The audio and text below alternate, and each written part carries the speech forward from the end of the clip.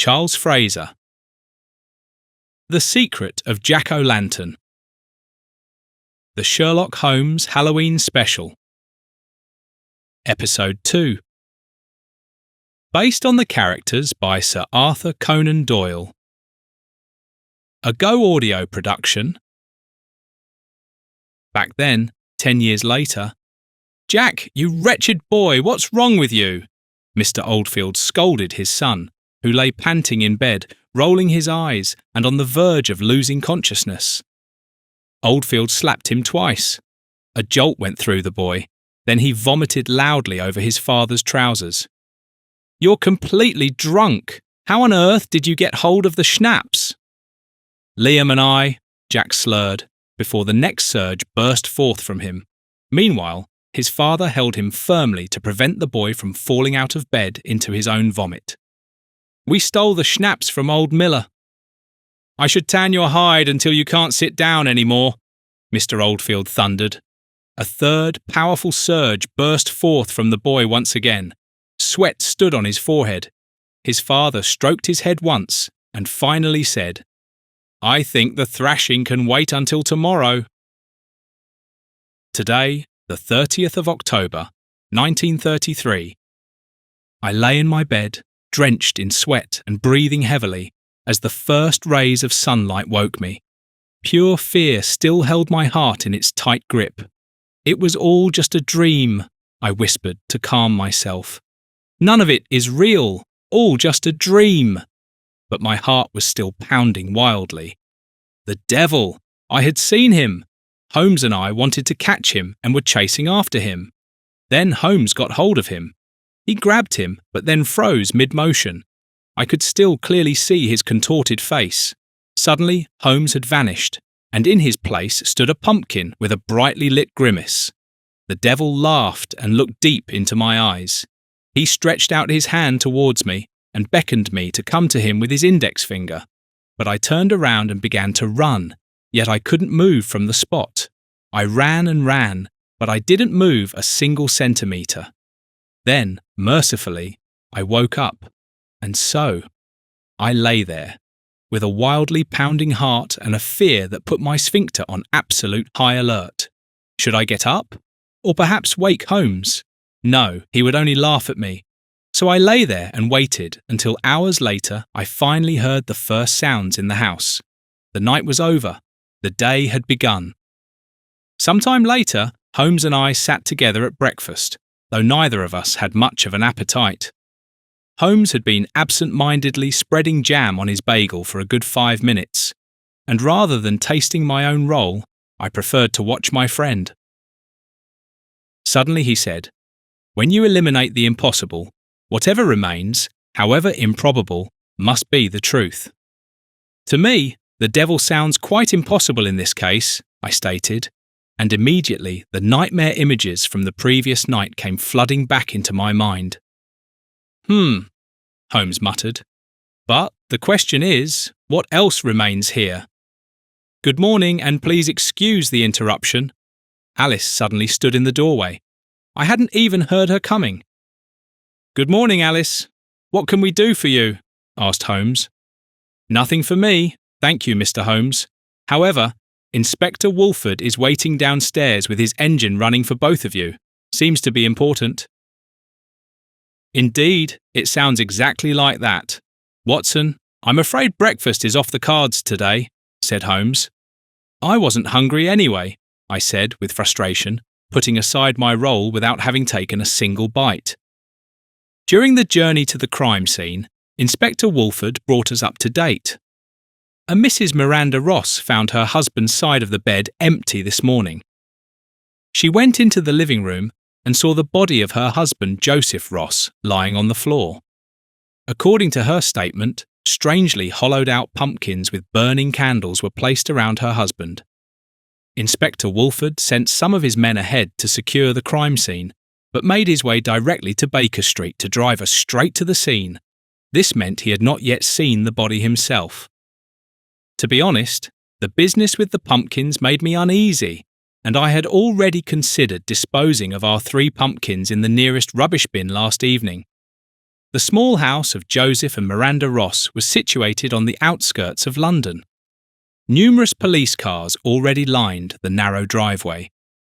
Inspector Woolford parked his car halfway on the street, which did not seem to bother him in the slightest.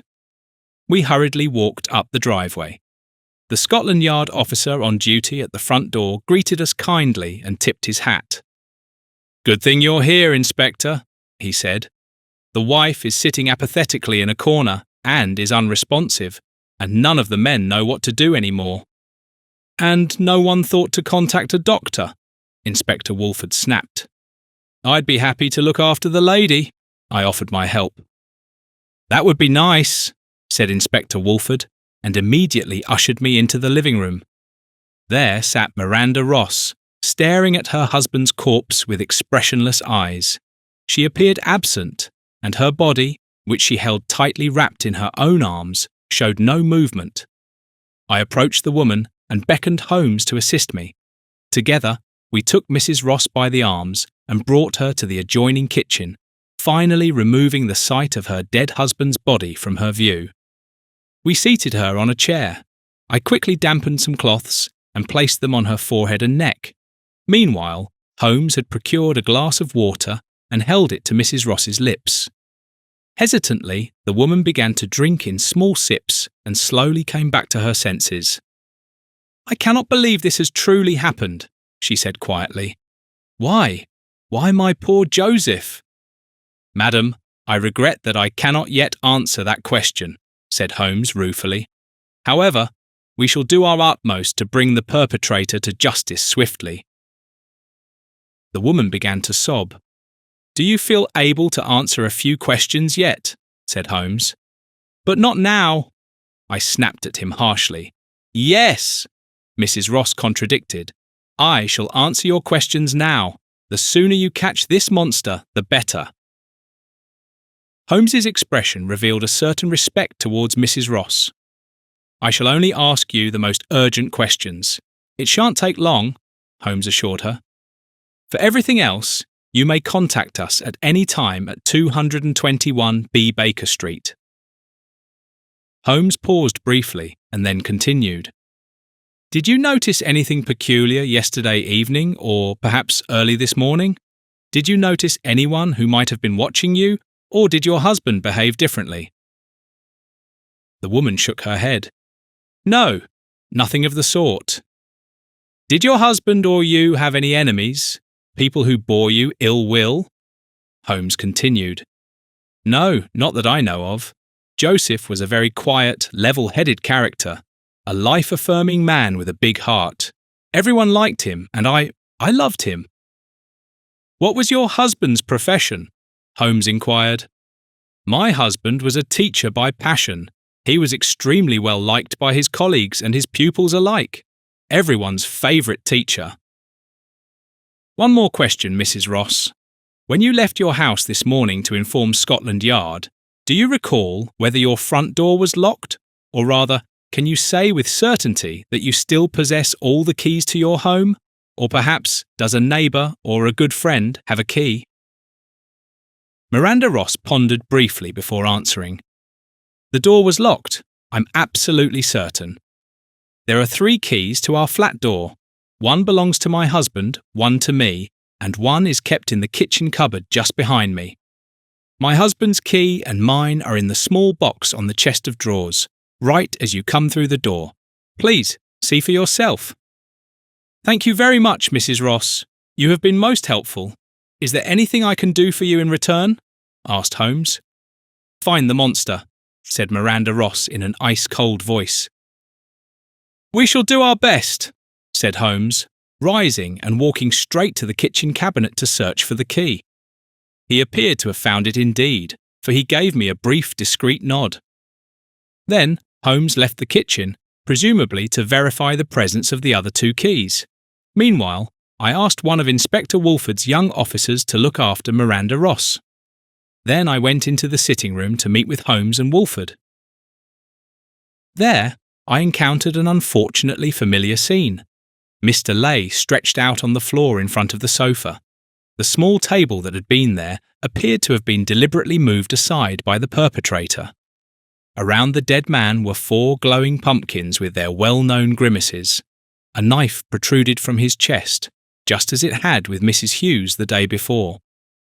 The same staging, an identical murder weapon, the pumpkins, though 4 of them instead of 5 like yesterday. If the perpetrator continues to follow their pattern, we must expect at least 3 more deaths, Holmes observed. Damn it, Inspector Walford cursed. We absolutely must prevent this. We urgently need to establish a connection between the victims. There must be a link. Holmes snorted. We do not even know how the perpetrator manages to leave the flat each time, leaving a locked door behind, yet obviously not having a key for it. Something is entirely wrong here. Holmes explained the locked doors to Inspector Walford. You mean the fellow comes down the chimney like Father Christmas and disappears the same way? Inspector Walford asked sarcastically. A brilliant thought, Inspector. Perhaps you should question him about his alibi? Holmes sneered. Gentlemen, I intervened soothingly, we should review all possibilities once more. There must be a logical explanation for this. Just this morning, a rather clever fellow said to me, when you eliminate the impossible, whatever remains, however improbable, must be the truth. You are right, Watson. One theory would be that the perpetrator had copies of the keys made. In this case, the murders would have been planned well in advance. Or we are truly dealing with something supernatural, I said quietly and almost somewhat embarrassedly. Joseph Ross's wife, Miranda, did not notice anything about the murder tonight.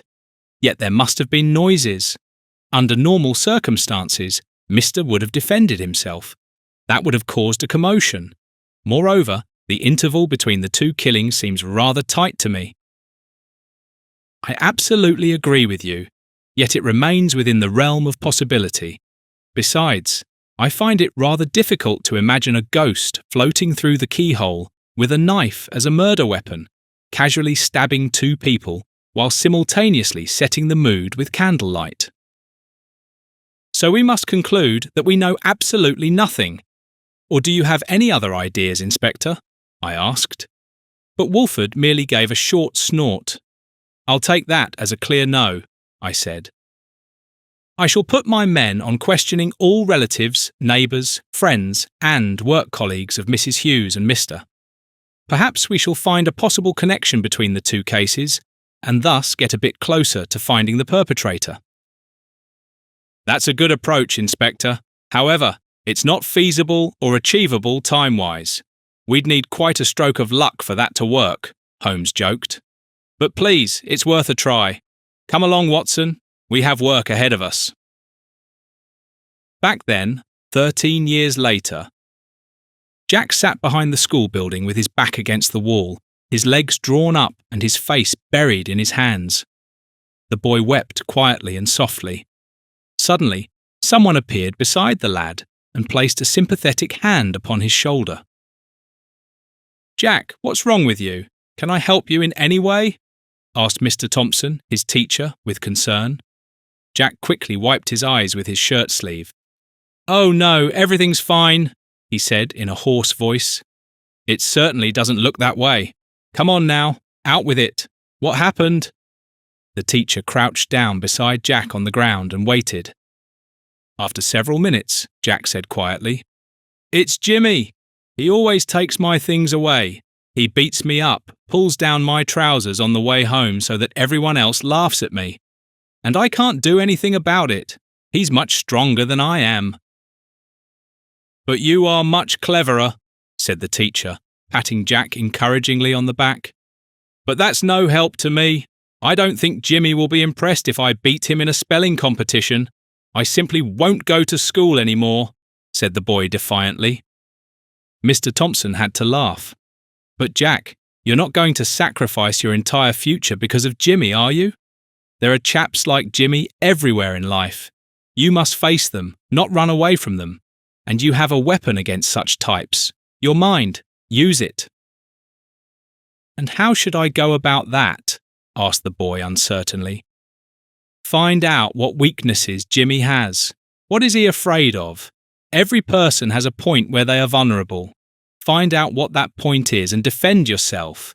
As I said, you're a clever little chap. That shouldn't be too difficult for you."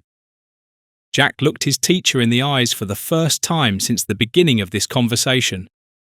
"Thank you, Mr. Thompson. I believe I already have an idea." "I expect to see you at school tomorrow," said Mr. Thompson.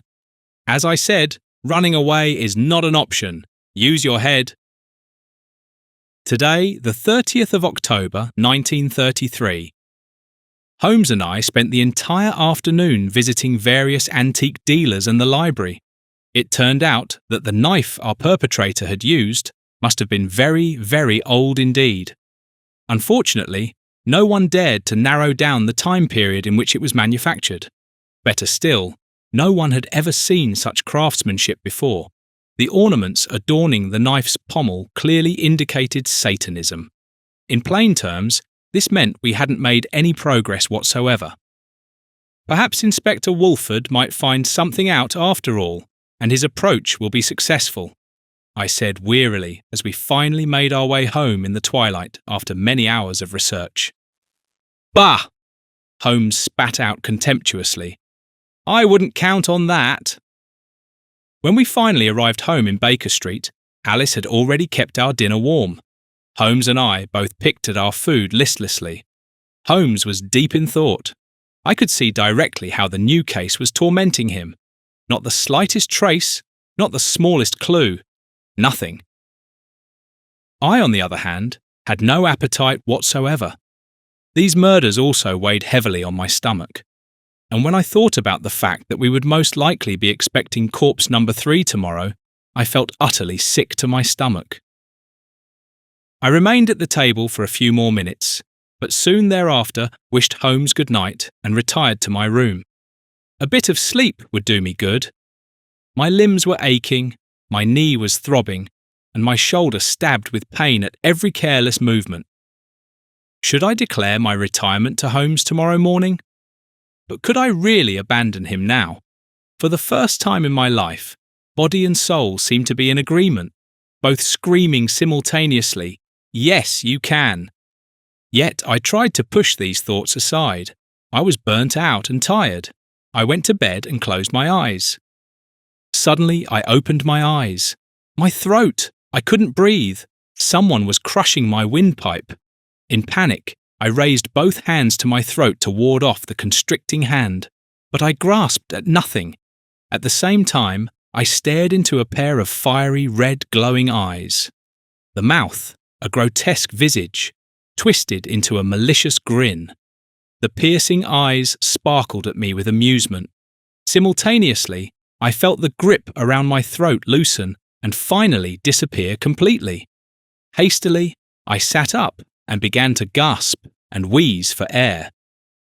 "Hello, John," the glowing red eyes breathed at me, sounding almost erotic. "Do you know who I am, John?" Completely perplexed, I could only continue staring at these eyes whilst fearfully shaking my head. "I am your new best friend, John. However, I can also very quickly become your greatest enemy. It all depends on how much you value our newly formed friendship." The grotesque face contorted into a mocking laugh, and I felt fear crawling up my body, threatening to completely engulf me. I trembled, and yet was simultaneously unable to move my limbs. Sheer terror had paralysed me. "You can do something for me, John. A small favour between friends." As if from nowhere, I suddenly held a note in my trembling hand. "Read through the names on it. You can read, can't you, John?" The figure continued to taunt. I nodded once obediently. "Very good." The voice dripped with mockery, and never in my life had I felt so lost as in this moment. "Get on with it," the figure demanded, a touch more harshly. "And loudly, if you please." I opened my mouth and wanted to read the first name on the list, but nothing happened. Not a sound would pass my lips. I cleared my throat desperately and prayed fervently that it would work now. Too terrible were the thoughts of what the figure might do to me if I did not comply. I tried again. "Anne!" God be praised and thanked. This time my voice had not failed me. Read on, the voice demanded once more. Joseph, I said, stuttering. Continue, the figure commented. Blake. And then? Nancy, I whispered almost. And finally a question mark.